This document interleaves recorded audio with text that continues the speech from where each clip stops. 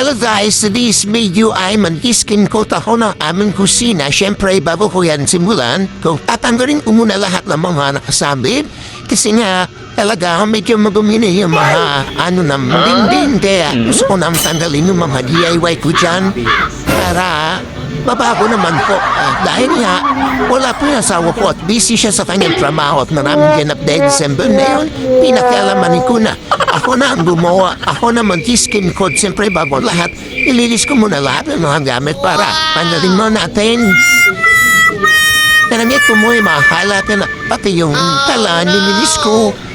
Para minuktan ko na nga pala yung skin coat. Yan po yung skin coat na ninako rin ang bumili. Para, kasi nga sabi ko, gawaan niya, hindi niya mag-glossy nga, busy siya.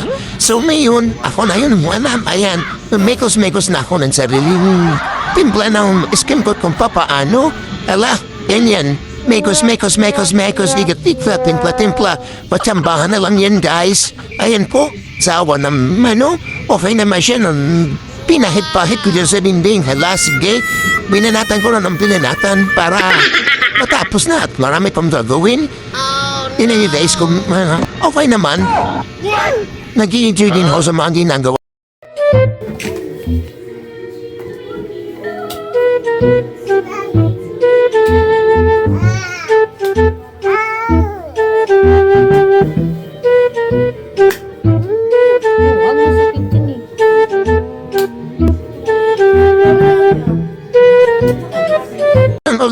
Ulit, mekos, templa. Para medyo dinabidam yung konti ng tubig na medyo basa kasi nga para mabilis siyang kumapit.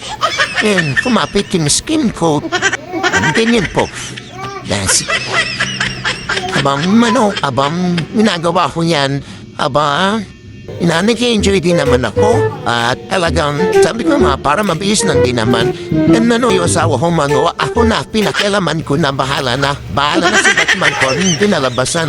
Basta pahid lang doon, pahid dito, templat, sige. Hanggang sa, ayan, alapad na rin ako na magawa. Alapad na rin yung mga nalagyan ko, pero pressed coat pa lang po yan. Unang lagay ko pa lang po, hindi pa siya talagang himis. So, yung mga baho-baho muna yun, inuna ko para lang siguro sa'yo kung paano basta ako. Bahala na, hula-hula na lang yan.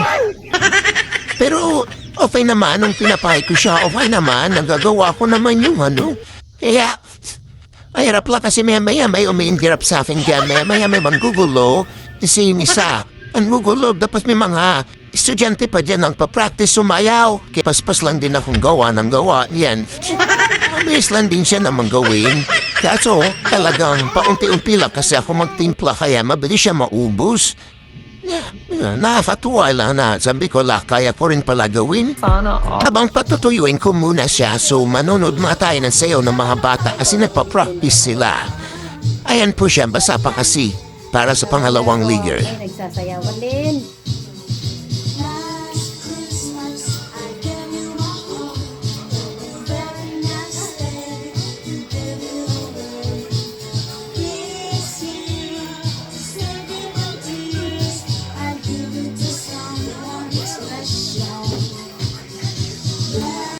Yan na po yan. Ninudubli ko na siya, inayos ko na siya, pinipinis ko na pinapantay ko na. Yan po guys, yan na po yung result. Diba? Okay naman, diba? Taya, pwede ba? O sige, hanggang di pinala. Pinan nyo gayo, diba? Pwede na, Ayan na po yung result. Thank you for watching.